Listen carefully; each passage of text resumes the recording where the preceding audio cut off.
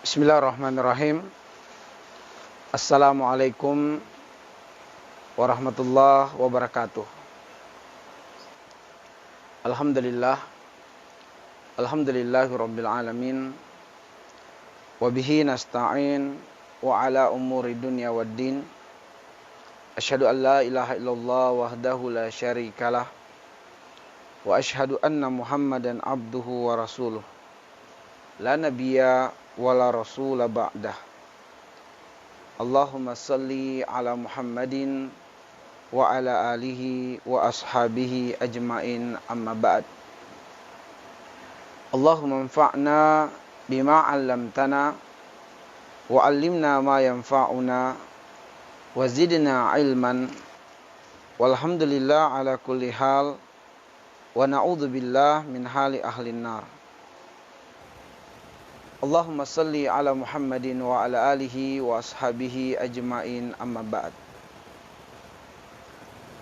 Ma'asyiral muslimin wal muslimat, ayah dan bunda sekalian, dimanapun kaki kita berpijak saat ini, semoga Allah subhanahu wa ta'ala senantiasa memudahkan serangkaian aktivitas-aktivitas kebaikan yang kita programkan, yang kita jalankan.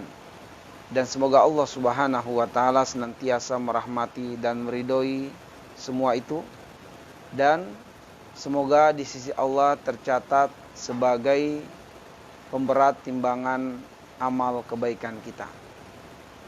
Semoga Allah subhanahu wa ta'ala menjadikan kita dan keluarga kita dapat berkumpul tidak hanya di dunia ini dalam kebaikan, dalam ketaatan, juga berkumpul di tempat terbaik di akhirat nanti, di dalam surga Allah subhanahu wa ta'ala. Dan itu difirmankan oleh Allah, fayanqalibu ila ahlihi masrura. Keluarga yang beriman di dunia ini, kelak di akhirat nanti akan dikumpulkan oleh Allah subhanahu wa ta'ala di dalam surga Allah, dalam keadaan mereka bergembira dan bersukacita. Sebab itulah ayah bunda sekalian, sangat penting bagi kita untuk menekankan urgensi akan firman Allah subhanahu wa ta'ala, ku anfusakum wa ahlikum naro. Jaga dirimu dan jaga keluargamu dari api neraka. Di balik ayat ini tersirat pentingnya melakukan upaya penjagaan, upaya pengaturan, upaya pembimbingan agar supaya diri dan keluarga benar-benar dapat dikumpulkan bersama di dalam surga Allah subhanahu wa ta'ala. Ma'asyiral muslimin wal muslimat, ayah dan bunda sekalian yang dirahmati dan dimuliakan oleh Allah subhanahu wa ta'ala. Pada kesempatan ini saya mengajak ayah dan bunda untuk merenungi firman Allah subhanahu wa ta'ala di surah Al-Hajj. Surah Al-Hajj adalah surah yang ke-22. Ayat yang ke-40 dan ayat yang ke-41. Untuk ayat yang ke-40 kita hanya akan mengambil penggalan di bagian akhir ayat. Sedangkan ayat yang ke-41 secara keseluruhannya. Baik, mari kita lihat penggalan di akhir ayat yang ke-40. Allah subhanahu wa ta'ala berfirman, wala yansurannallahu may yansuruh. Dan sungguh pasti Allah subhanahu wa ta'ala akan menolong man yang suruh, siapa saja yang menolong Allah. Innallaha laqawiyyun aziz. Sungguh Allah laqawiyyun, benar-benar maha kuat, aziz, maha perkasa. Alladzina immakkannahum fil ardi aqamus shalah. Yaitu mereka-mereka yang dimanapun kakinya berpijak, dimanapun mereka berada di muka bumi ini, aqamus shalah, mereka mendirikan salat. Wa atauz zakah, dan mereka menunaikan zakat. Wa amaru bil ma'ruf wa nahau 'anil munkar, dan mereka menyuruh kepada perbuatan-perbuatan kebaikan, wa nahau, dan mencegah dari perbuatan-perbuatan mungkar. Walillahi akibatul umur, dan milik Allah lah segala urusan itu. Kembali kepada Allah segala atau setiap urusan. Akibat atau hasil dari setiap aktivitas perbuatan yang dilakoni di muka bumi, penilaiannya kembali kepada Allah Subhanahu wa taala. Baik, ayah bunda sekalian yang dimuliakan oleh Allah Subhanahu wa taala. Mari kita melihat di ayat yang ke-40 di penggalan terakhir ayat. Ketika Allah Subhanahu wa taala mengabarkan kepada kita semua dalam firman-Nya, wala yansurannallahu man yansuruh, dan sungguh Allah pasti akan menolong siapa saja yang menolongnya, ya. Allah Subhanahu wa taala memberikan sebuah jaminan. Jaminan akan memberikan pertolongan kepada siapa saja yang menolong Allah Subhanahu wa taala. Ada dua hal yang perlu kita ketengahkan di sini. Yang pertama adalah mengapa Allah Subhanahu wa taala menawarkan sebuah jaminan pertolongan? Karena Allah Subhanahu wa taala yang telah menciptakan manusia ini sangat tahu betul bahwa manusia ini secara zatnya lemah. Allah Maha tahu sebab Dialah yang menciptakan kita. Dialah yang lebih tahu diri kita luar dan dalamnya. Bahkan pengetahuan Allah terhadap diri kita melebihi pengetahuan diri kita terhadap diri sendiri. Dan Allah yang Maha tahu tentang diri kita, Maha tahu bahwa kita pasti merasakan kesulitan, kelemahan, ketidaksempurnaan dalam hidup ini, menawarkan sebuah jaminan bahwa Allah pasti akan menolong. Pasti akan menolong. Yaitu siapa saja yang menolong Allah.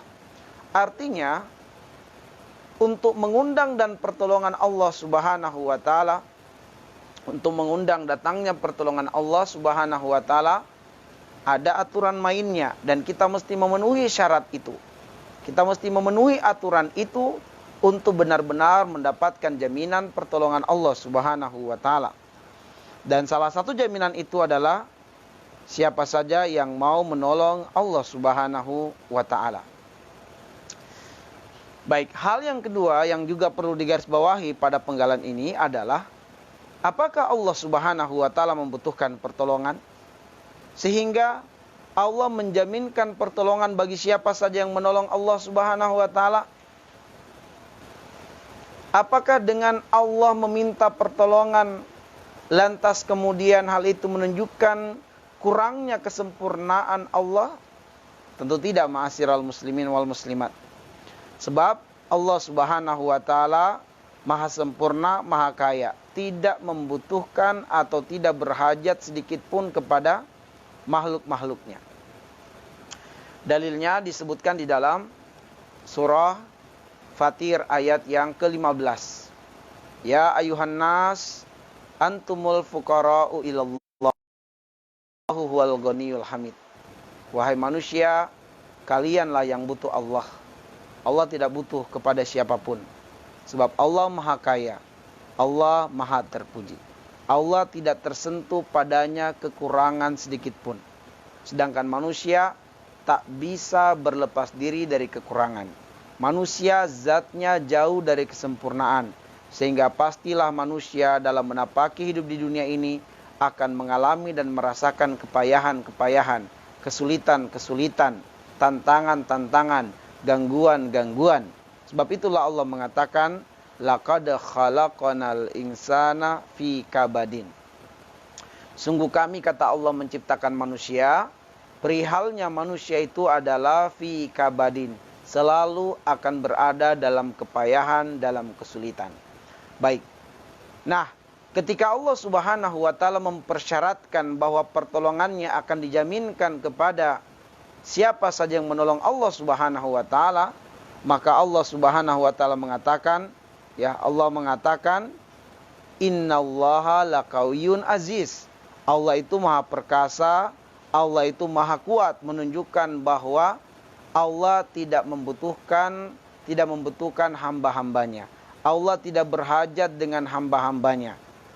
Hatta atau sampai seluruh manusia, bahkan seluruh makhluknya yang mukallaf dari kalangan jin dan manusia kufur kepada Allah, semuanya tak satu pun di muka bumi yang beriman.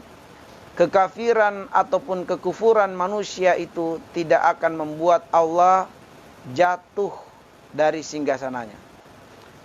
Enggak. Sebab Allah maha sempurna, Allah maha kaya. Maka disinilah kita perlu memaknai makna yang lain, apa makna wa yang suruh dan menolong Allah Subhanahu wa taala. Maka ma'asyiral muslimin wal muslimat azanillahu wa iyyakum, bahwa di antara makna menolong Allah Subhanahu wa taala adalah menjadi khalifah Allah di muka bumi, menebarkan kebaikan di muka bumi ini, menjadi orang-orang yang menegakkan syariat Allah, menjadi orang-orang yang siap menjadi delegasi-delegasi Allah menyiarkan Islam di muka bumi ini dan mengajarkan Islam kepada hamba-hamba Allah yang lainnya. Maka ketika kita memaknai akan firman Allah Subhanahu wa taala, wa idz qala rabbuka lil malaika inni ja'ilun fil ardi khalifah, bahwa Allah Subhanahu wa taala telah menginginkan jauh-jauh sebelum manusia itu pun benar-benar diciptakan. Allah telah mengabarkan kepada malaikatnya bahwa Allah berkeinginan kuat untuk menjadikan manusia sebagai khalifah. Khalifah diantara maknanya adalah pengganti Allah Subhanahu wa taala di muka bumi, untuk menebarkan sifat-sifat Allah yang mulia kepada makhluk-makhluk Allah yang lainnya. Dan Allah pilih manusia. Allah jadikan manusia menanggung, memegang amanah untuk menyebarkan kebaikan di muka bumi ini. Maka ma'asyiral muslimin wal muslimat, Allah Subhanahu wa taala menciptakan manusia, lalu memilih ayah dan bunda sebagai perantara untuk terlahirnya makhluk ciptaan Allah Subhanahu wa taala yang bernama manusia itu. Allah mampu menciptakan manusia tanpa orang tua sebagaimana Allah mampu menciptakan Adam tanpa bapa dan ibu. Atau bahkan Allah Subhanahu wa taala menciptakan manusia hanya dengan setengah sebab saja, yaitu ada seorang ibu tanpa ayah sebagaimana Nabiullah Isa alaihissalam. Allah maha mampu untuk itu. Tetapi Allah memilih ayah dan bunda sebagai wali Allah di muka bumi ini untuk melahirkan makhluk baru, manusia ciptaan Allah Subhanahu wa taala. Maka Anda adalah khalifah Allah Subhanahu wa taala di muka bumi ini. Maka tentu kalau kita berbicara khalifah Allah di muka bumi ini adalah ada skala makronya dan mikronya. Ya, skala besarnya atau makronya adalah sebagai khalifah Allah di muka bumi. Tetapi dalam skala kecil yang ingin kita sampaikan pada kesempatan ini adalah sebagai khalifah Allah di dalam rumah tangga. Ya, sebagai khalifah Allah di rumah sendiri. Nah, ma'asyiral muslimin wal muslimat. Maka kalau kita pengen mengundang, mendatangkan pertolongan Allah dan Allah menjaminkan pertolongannya, sebab bentuk penjaminan Allah sampai-sampai Allah mengabarkan dalam bentuk fi'lul mudhari dan disertai dengan adanya lam taukid dan nun taukid tsaqilah. Ya, sehingga kalau kita terjemahkan la yansurannallah, sungguh pasti Allah akan memberikan pertolongannya. Dan ditampilkannya dalam bentuk fi'lul mudhari yadullu ala zamanil an wa zamanil muqbil, menunjukkan bahwa pertolongan Allah itu sangat dekat dengan kondisi saat ini, bahkan kondisi yang akan datang. Apapun keadaan yang sedang kita alami dan kita rasakan, maka pertolongan Allah dekat pada Anda. Bukan hanya pada saat ini saja, bahkan di masa yang akan datang, pertolongan Allah pun tetap berlaku untuk Anda. Dan pertolongan Allah tidak hanya khusus para anbiya saja, sebab Allah mengatakan wa kadzalika nunji al mu'minin. Kami telah menolong para nabi-nabi terdahulu. Nabi Yunus dikeluarkan dari perut ikan setelah dia mengalami kegundahan dan kesedihan, setelah mengalami proses lockdown di dalam perut ikan. Nabi Zakaria yang lama dia tak punya anak dan terus dia berdoa dan memohon kepada Allah. Nabi Ibrahim yang kemudian dilemparkan ke dalam lautan api yang dahsyat, yang besar. Tapi kemudian mereka semua ditolong dan diselamatkan oleh Allah, dan Allah mengatakan wa kadzalika nunjil mu'minin. Kami tidak hanya menolong orang-orang dari kalangan para anbiya dan para rasul saja, tapi demikian pula kami akan menolong orang-orang yang beriman. Maka ma'asyiral muslimin wal muslimat azanillahu wa iyyakum. Maka inilah yang ingin kita tarik dan kita ambil pelajaran pada pertemuan hari ini, yaitu kita menolong Allah Subhanahu wa taala dengan menjadi orang-orang yang menebarkan kebaikan di muka bumi ini, menjadi orang-orang yang betul-betul menjalankan apa yang Allah amanahkan kepada diri kita untuk mengurus hamba Allah, makhluk Allah Subhanahu wa taala. Dalam skala kecil adalah keluarga kita sendiri. Ma'asyiral muslimin wal muslimat. Maka bagaimana cara supaya kemudian kita menolong agama Allah Subhanahu wa taala? Menolong Allah Subhanahu wa taala yaitu tatkala kita mampu menjadikan diri kita terlebih dahulu sebagai orang-orang yang menjalankan hidup sesuai dengan apa yang dikehendaki oleh Allah, lalu kita tularkan kebiasaan baik itu kepada orang-orang yang berada dalam kekuasaan kita, yaitu keluarga kita, istri dan anak, ya. Atau seorang istri kepada suaminya dan kepada anak-anaknya. Ala kulli hal, suami istri harus menjadi orang-orang yang dapat diteladani dalam hal ketaatan kepada Allah, sebab memang inilah tujuan utama dan tujuan awal pernikahan. Wa min ayatihi an khalaqalakum min anfusikum azwaja. Bayangkan ayat pernikahan ini, surat Rum ayat yang ke-21, ya. Ayat pernikahan ini, di mana Allah Subhanahu wa taala memulai ayat pernikahan itu dengan wa min ayatihi, di antara tanda-tanda kebesaran Allah, menunjukkan bahwa pernikahan itu harus menguatkan dan saling menjadikan suami istri semakin dekat dengan Allah yang Maha Besar, ya.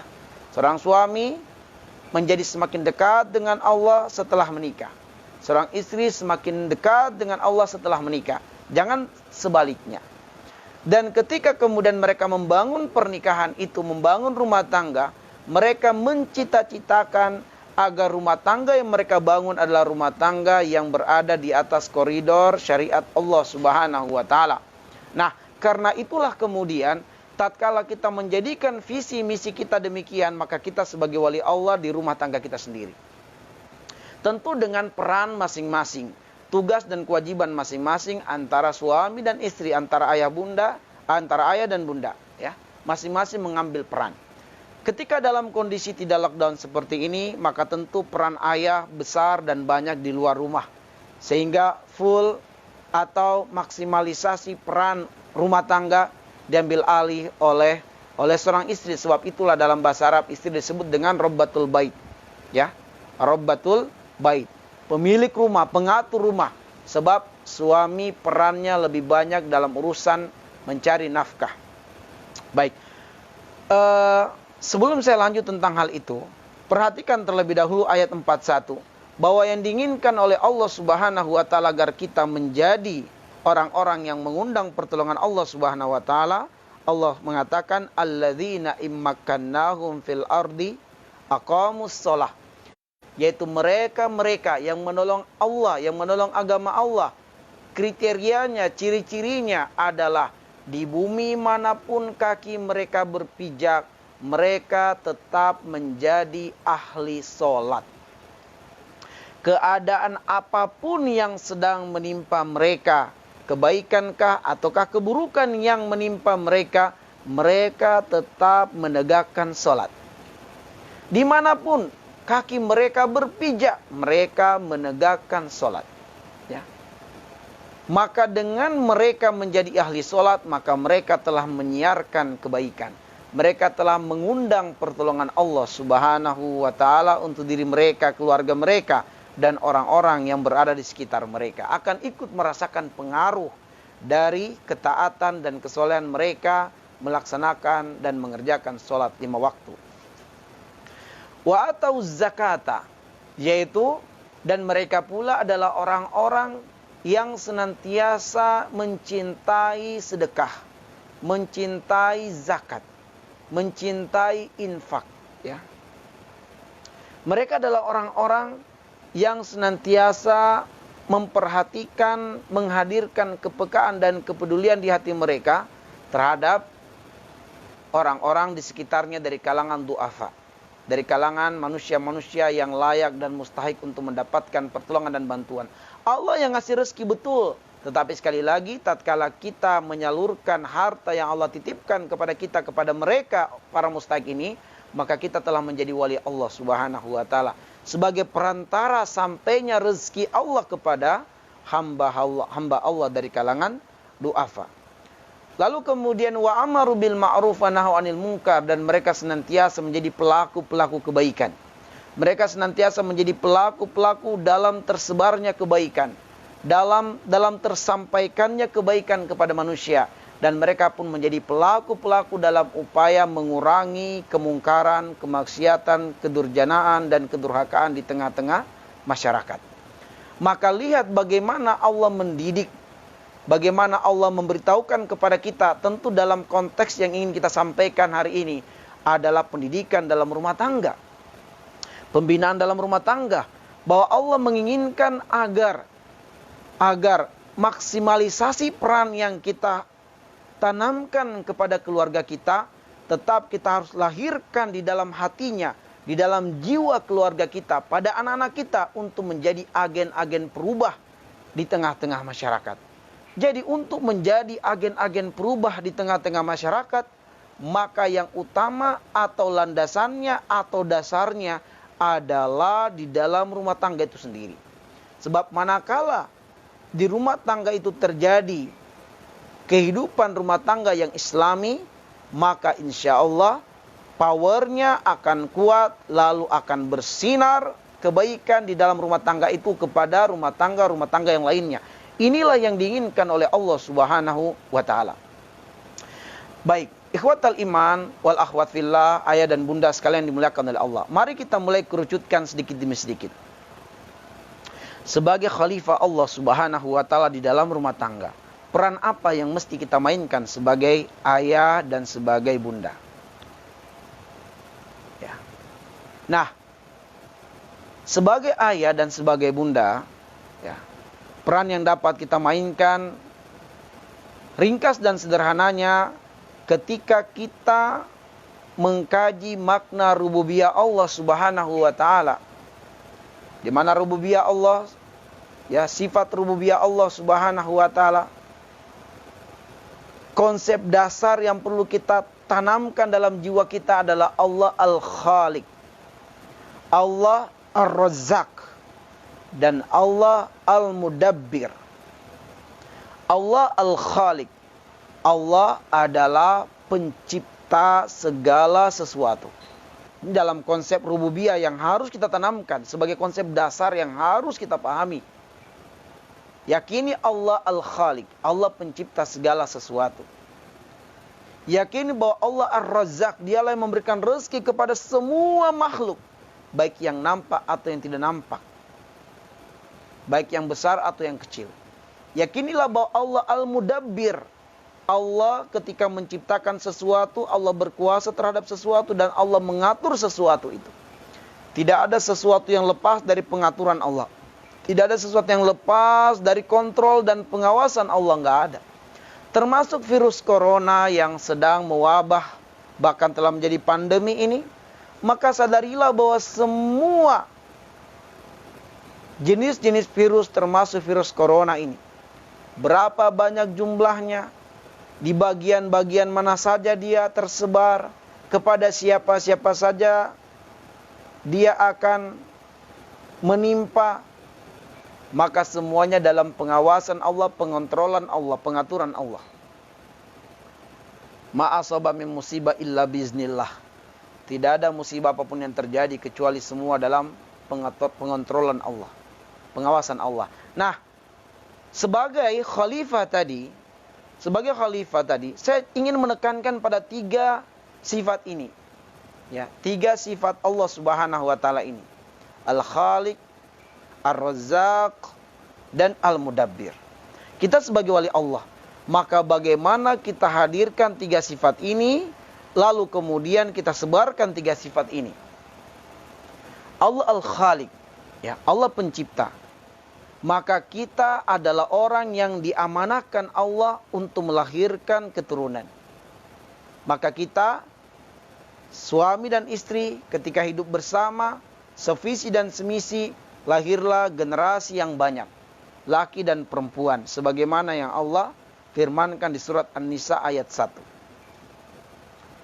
Al-Khaliq, Allah itu pencipta, menekankan kepada kita sebagai ayah dan sebagai bunda atau sebagai orang tua untuk memiliki visi agar mampu menciptakan dan membentuk keturunan atau generasi yang terbaik di masa depan.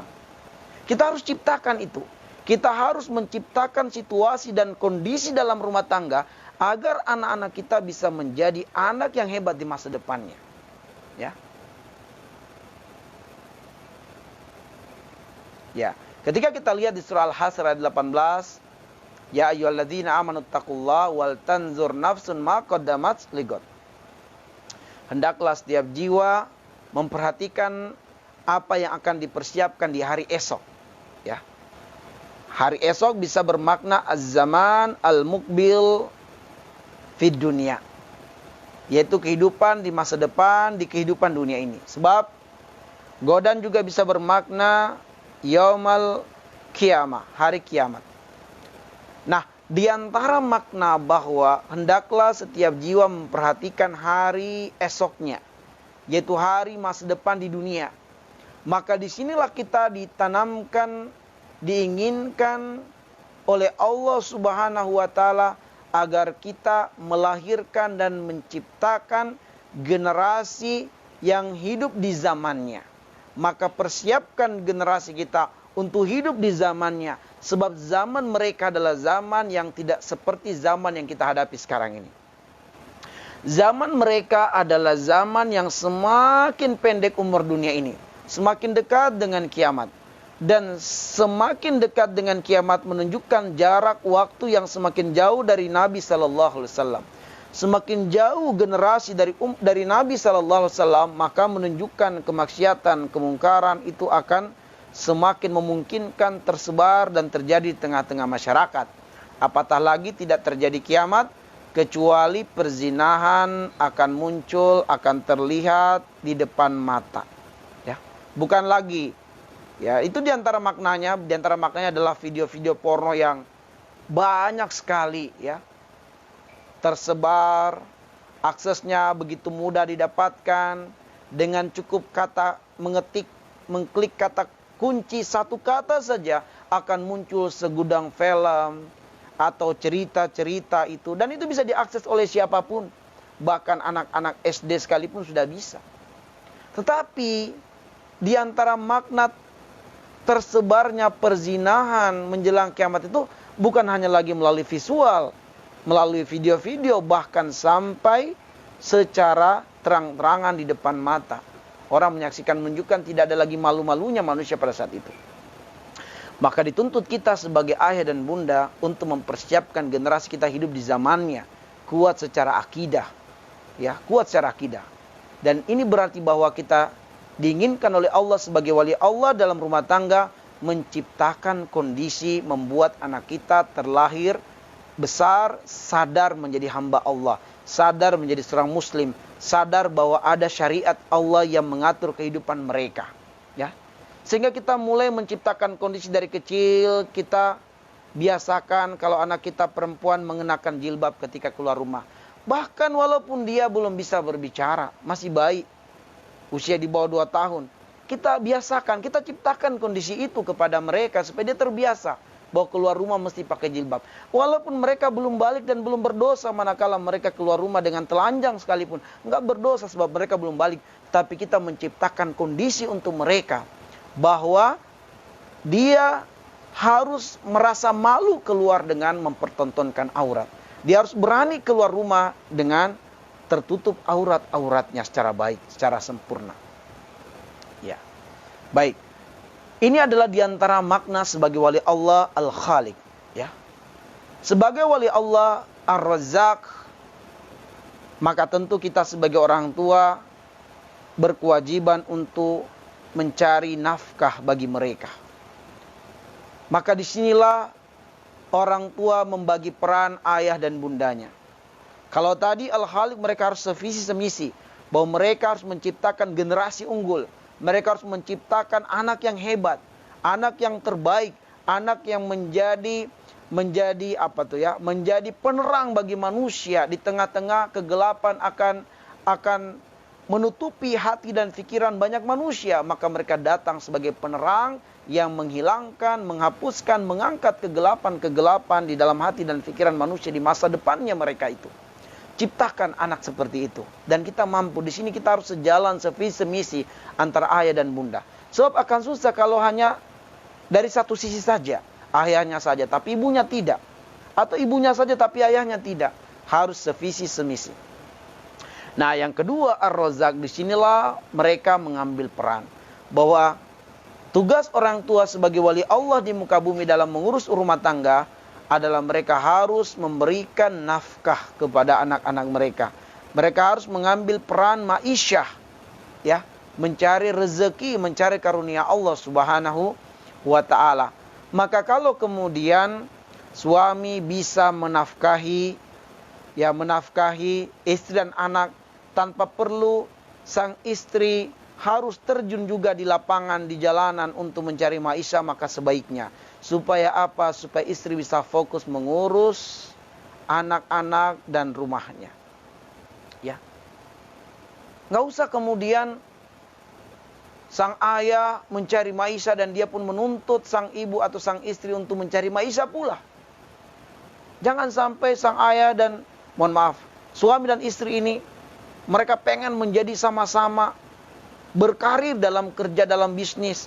Sehingga akhirnya kemudian anak dititip pada pembantu. Anak dititip pada orang tua atau pada mertua. Tidakkah cukup kita telah membuat orang tua kita menderita, mengurus diri kita di kala kecil, di kala bayi. Sampai kemudian kita kuliah pun masih diurusi oleh orang tua kita. Dan kita masih menyibukkan orang tua kita. Masih menyusahkan mereka sehingga orang tua harus menjual tanah, menjual kebun demi membiayai perkuliahan kita. Bahkan sampai kita mau menikah sekalipun, orang tua masih kita repotkan, kita susahkan.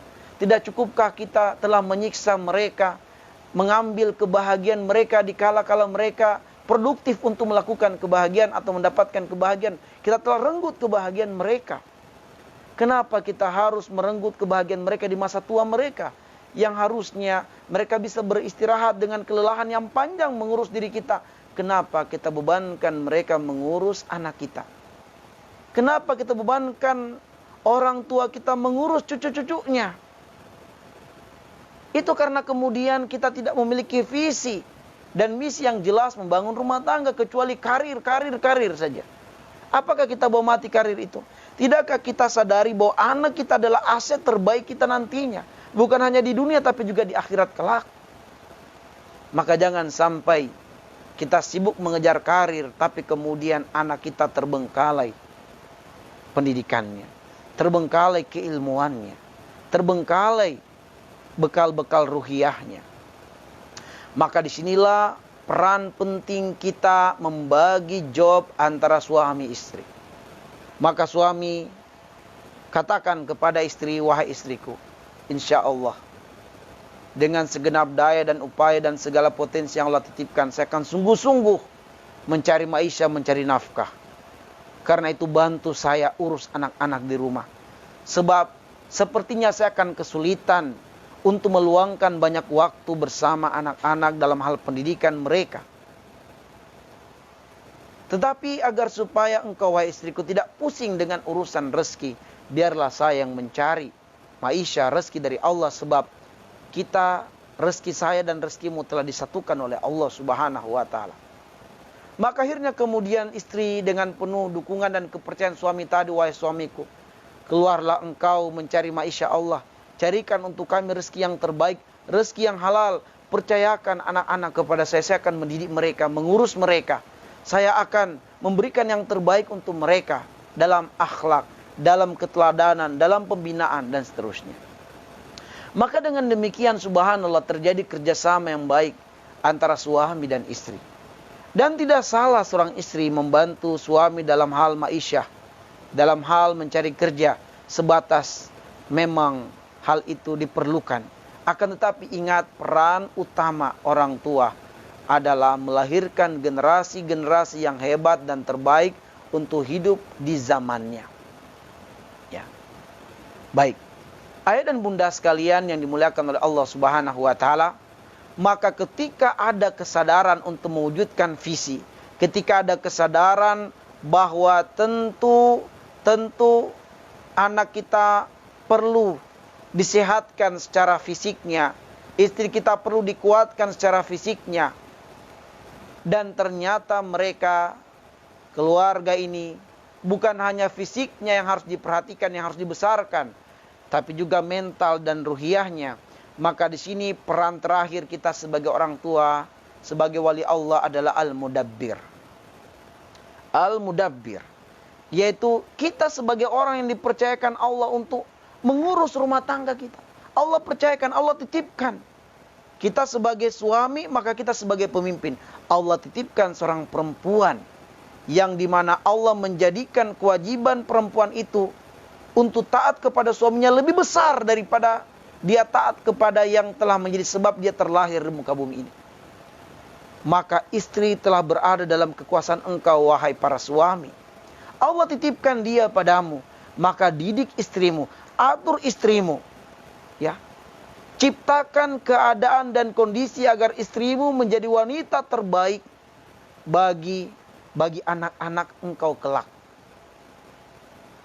Lalu tatkala kemudian punya keturunan, punya anak, maka seorang suami harus mengambil peran mengatur agar rumah tangga yang dibangunnya adalah rumah tangga yang islami. Buat program-program kebaikan di dalam rumah tangga itu. Buat program rumah tangga itu. Ya.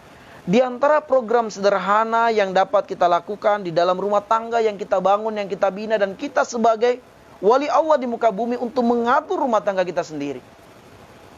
Apa di antara program sederhana yang kita tanamkan dalam hal ruhiyahnya, dalam hal mentalnya? Adalah dengan menjadikan keluarga kita ahli sholat. Menjadikan keluarga kita ahli sholat. Lihat bagaimana Nabi Ibrahim berdoa di dalam surat Ibrahim ayat yang ke-40. Rabbi ja'alni muqimas sholah wa min zurriyati. Rabbana wa taqabbal du'ai. Ya Allah, jadikanlah kita terlebih dahulu orang tuanya sebagai ahli sholat. Baru kemudian dan jadikanlah pula keturunanku sebagai ahli sholat. Susah kita kalau menuntut dan menginginkan anak kita menjadi ahli sholat, sementara ayah dan bundanya tidak sholat. Susah. Ya. Maka kita pengen menciptakan kondisi, kita pengen punya visi yang terbaik, kita betul ada peran yang besar dan harus dibagi antara suami dan istri. Tetapi program yang harus dihidupkan dalam rumah tangga kita adalah menjadikan keluarga kita ahli sholat. Dimanapun kita berada, begitu ada program kita rekreasi tidak menghalangi kita sholat. Ajak keluarga kita, ayo sayang, ayo anak-anakku kita sholat. Kalau dalam kondisi tidak lockdown, mungkin seperti yang saya maksud tadi, di tempat-tempat rekreasi, kita bawa anak kita misalnya berkunjung ke suatu wisata, atau mungkin juga ke kantor, kita bawa keluarga kita, anak kita jalan-jalan ke kantor yang kita rintis, atau usaha-usaha yang kita jalani. Begitu masuk waktu sholat, ayo kita sholat, arahkan keluarga kita untuk sholat. Dimanapun kita berpijak kakinya sholat.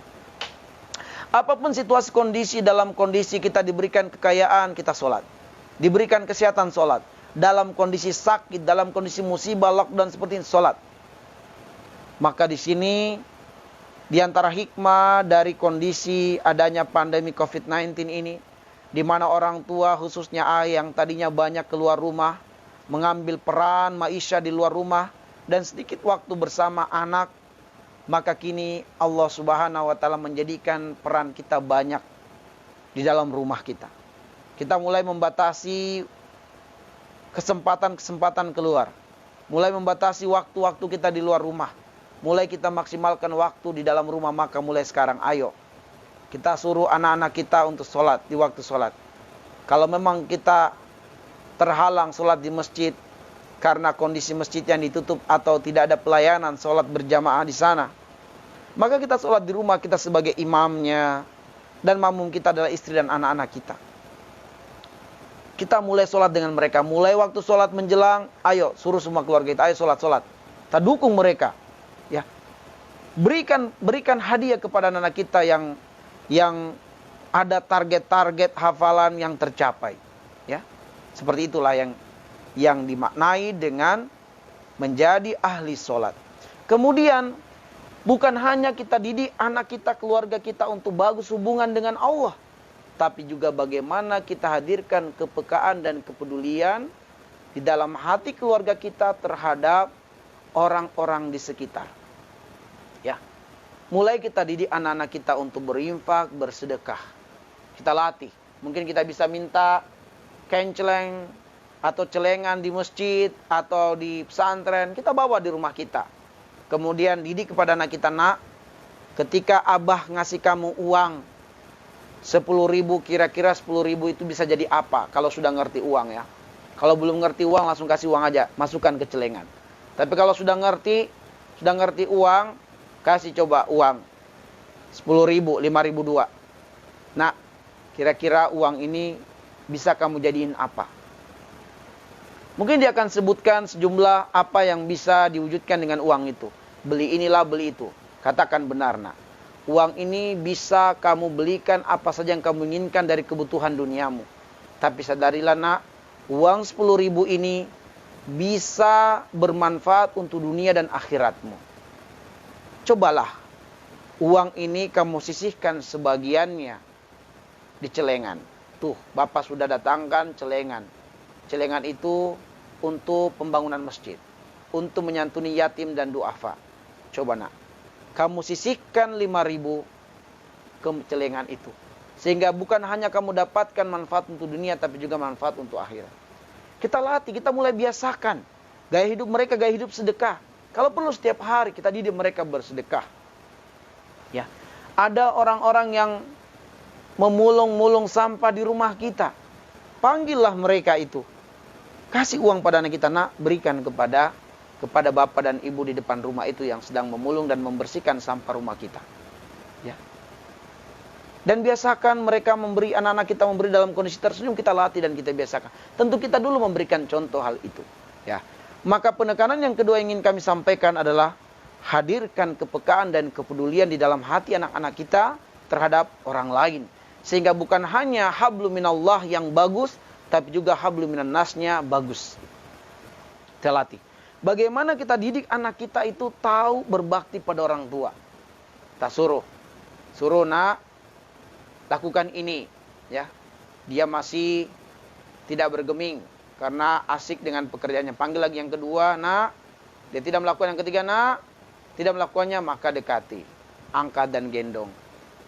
Kemudian katakan, nak, di telinganya, kalau orang tua manggil, segera kamu respon. Sebab itu kebaikan bagimu. Kamu akan dapat pahala di sisi Allah. Dan kelak nantinya kamu jadi orang tua, anak-anakmu pun akan jadi penurut. Sampaikan kepadanya seperti itu. Jangan, kenapa kamu dipanggil tidak menyahut? Kenapa kamu ini? Dijewer telinganya. Padahal anak seusia anak kita yang di bawah 10 tahun itu belum balik. Artinya, perbuatan apapun yang dia lakukan, bahkan perbuatan salah, tidak berdosa. Maka jangan sampai kita hukumi dia. Kalaupun kita harus memukulnya, itu ketika hanya sampai usia 10 tahun. Itu pun kalau tidak sholat. Kalau tidak sholat. Jadi yang perlu memang kita, itu yang disebut dengan mudabbir. Kita memang menciptakan kondisi, kita memang harus sebagai pelakunya. Yaitu anak kita belum respon cepat ketika kita panggil. Ketika kita suruh masih, iya mah, sebentar. Ambil dia, peluk dia. Atau tenang saja. Ya, anak kita belum bisa membantu kita, berarti evaluasi. Anak kita belum bisa membantu orang tua. Evaluasi. Nanti ketika ada momen-momen di waktu makan bersama, sampaikan. Nah, kalau Ananda dipanggil oleh orang tua, segera menyahut. Kasihan orang tua kamu yang sudah melahirkan kamu susah payah. Ya, sampaikan seperti jangan ketika dia melakukan kesalahan ditegur, jangan.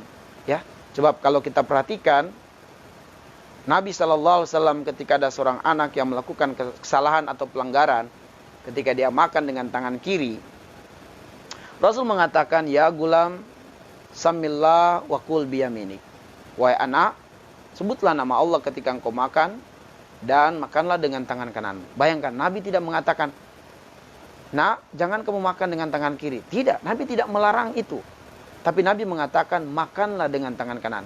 Artinya, ketika anak kita sedang melakukan pelanggaran atau kesalahan, maka jangan menggunakan kata larangan pada saat itu.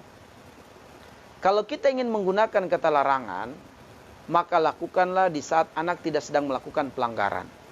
Itu ketika dia sedang makan bersama dengan kita, ketika dalam kondisi menjelang tidur, sedang masih anak-anak bertanya, berceloteh menjelang tidur, baru kita sampaikan. Ketika anak tidak melakukan pelanggaran, baru sampaikan, nak, nggak boleh makan dengan tangan kiri.